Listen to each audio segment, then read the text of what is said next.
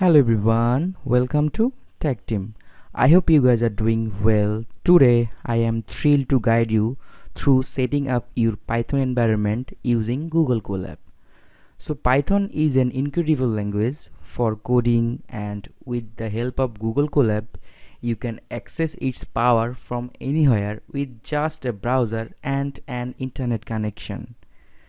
So firstly, let's talk about why Google Colab is fantastic. So it provides a cloud-based Python development environment that's entirely free. It offers seamless integration with Google Drive, allowing you to store and access your notebook effortlessly.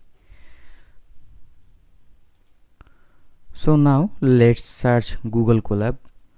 At first, open your browser and search Colab.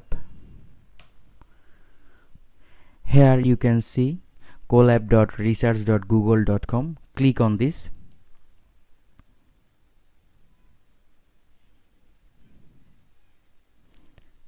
Here you can see there is a new notebook. Click on it. So in this portion you can execute your code and then click on the run button. Okay, that's all for today.